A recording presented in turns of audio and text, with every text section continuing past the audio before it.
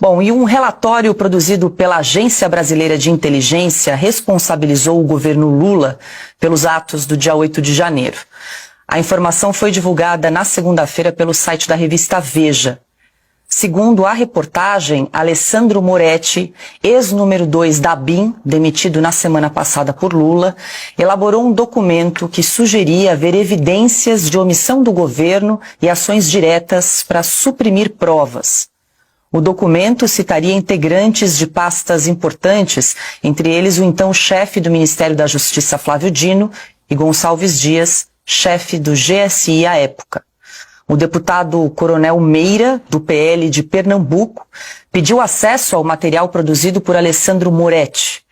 Por meio de um requerimento apresentado nesta segunda-feira, o parlamentar solicitou esclarecimentos sobre as medidas tomadas em relação aos integrantes do Poder Executivo apontados como responsáveis pelos ataques.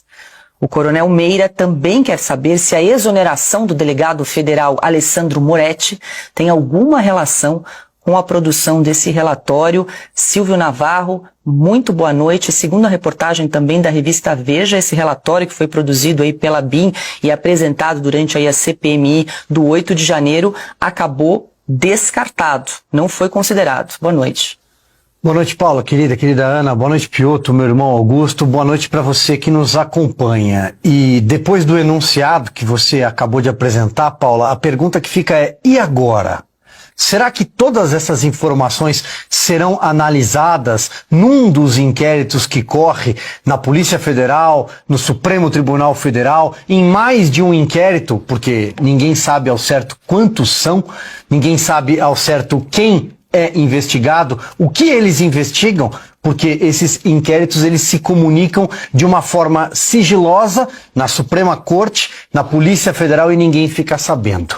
Sempre houve uma crise entre a Polícia Federal e o comando da ABIN desde que Lula chegou ao poder, porque o ministro Flávio Dino, que coordena a Polícia Federal, ou pelo menos coordenava até outro dia, a posse de Ricardo Lewandowski, mas os seus indicados permanecem em postos-chave da Polícia Federal, ele tentou intervir na cúpula da ABIN. Tentou ter o comando da ABIN, que tinha certa independência. A ABIN foi um dos órgãos, assim como a Polícia Federal, assim como o Ministério da Justiça, foi um dos tantos órgãos na esplanada e também no governo do Distrito Federal, no GDF, que recebeu alerta sobre a subida da fervura, da temperatura em Brasília na véspera do dia 8 de janeiro. E ninguém nada fez. Ninguém nada fez. Esses relatórios foram descartados. Depois, quando a CPI do 8 de janeiro no Congresso Nacional,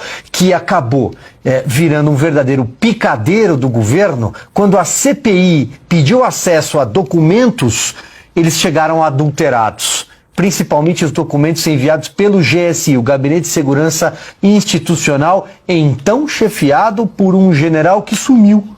Um general que prestou um depoimento à CPI, que todo mundo acompanhou, todo mundo viu que foi uma grande encenação, e prestou um depoimento à Polícia Federal, depois sumiu, não foi responsabilizado até hoje. Era um general que estava na cena do crime.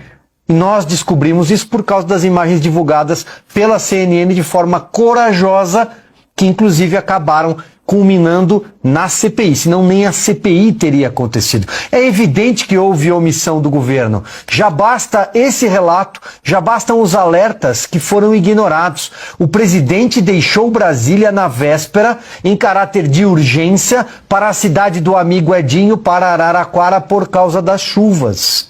Até agora não está explicado o plano escudo de defesa do Palácio do Planalto. Repito, porque o general estava lá dentro, a paisana, acompanhando aqueles golpistas. Por que ele estava lá? Que general não protege a sua fortaleza?